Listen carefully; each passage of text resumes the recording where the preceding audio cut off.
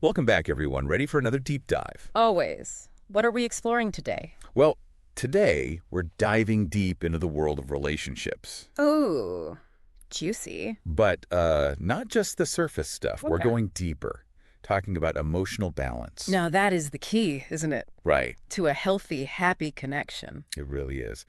And I actually pulled some practical tips Oh, good. for this one because I don't know about you, but I've read so much vague relationship advice Oh, yeah. that leaves you thinking, okay, but how?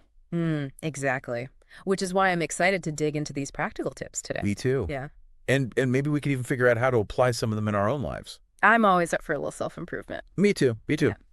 So one of the kind of, I guess, foundational tips that really resonated with me was this idea of emotional self-awareness, which almost sounds too basic, Yeah. right? Like, Right. but why is understanding our own emotions and feelings first so important?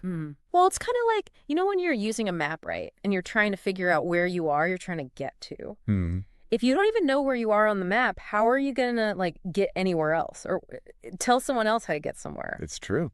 So until we understand our own triggers, our own tendencies, especially under stress, how can we even begin to show up in a relationship? Yeah, that's such a good point. It's like we're asking our partners to navigate our emotional landscape when we haven't even mapped it ourselves. It's so true. Yeah. I know I'm for sure guilty of having a bad day at work and then coming home and kind of Oh, yeah. projecting that onto my partner. Exactly. And it's like, well, that's not fair. It's not fair. And you know what? No, I'm. That is actually a perfect segue into the next tip, Ooh, tell me more. which is open communication, Okay. which can kind of feel like, well, duh. Yeah. But again, it's not just about talking more. Right. It's about talking better. So, the source material here emphasizes expressing your feelings honestly, which is so important, Yeah. but in a way that invites dialogue, Right. not defensiveness. Ooh, that's a good point. Because it's so easy to fall into that trap of, you always do this or you never do that. Right. But instead, what if we try something like, hey, when this happens, I feel really unheard. Yeah. It's a small shift. It's a huge difference. It can make a world of difference. And I think, too, it's like you're inviting the other person to almost see it from your perspective versus putting them on the defensive right away. Exactly. It's about inviting them into the conversation. Yes, that's a good point. But what happens, because sometimes things can get a little Heated, right? heated, Yeah. even with the best communication skills. Even with the best intentions, right? Absolutely. So that leads us to our next tip, which is taking breaks. Taking breaks Yeah. is so important. Yeah. And I feel like sometimes people are resistant to this one Oh, absolutely. because they feel like, well, if we're in the middle of it, we need to hash it out right now. Right. We got to fix it now. Yes. But what's interesting is that I've heard and read that, even just like a 15-minute break Mm-hmm. can really help Reset reset. Yes. your nervous system. Thank you. I was like, there's a word for this. Right. It gives your nervous system a chance to kind of calm down a little bit. Exactly. Yeah. Because you're right. Sometimes it's like you're so amped up from the conversation Yes. that you can't even think clearly. Exactly. So it's almost like you need that break to even process like what just happened and then come back to it. Absolutely. It's not about avoiding the conversation. It's Yeah. about coming back to it When you can be more productive. more effectively. Yeah. With a clearer head. Yes. So I like that. So what happens if one person's like, I need a break, and the other one's like, no, but we're in the middle of this.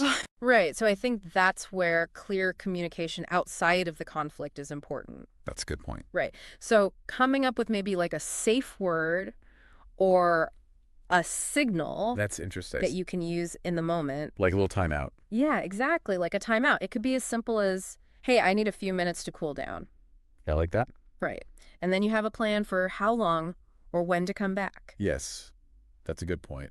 Because then it feels less like someone's just shutting down. Right. Or walking away. It feels like a plan that you've made together. Yes. That's a really good point. I like that a lot.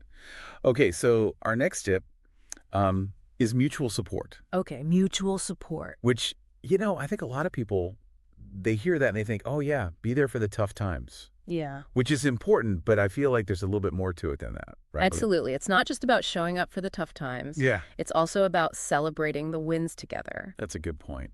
Right. Did your partner just nail a big presentation? Break out the champagne, celebrate. I like it. Acknowledge those wins, both big and small. Yeah, it's so easy to get caught up in the day-to-day It really is. and almost like forget to acknowledge the good. Exactly. And celebrating those wins, it does something really powerful for your relationship. How so? Well, research has actually shown that couples who actively celebrate each other's successes report higher levels of relationship satisfaction. Oh, wow.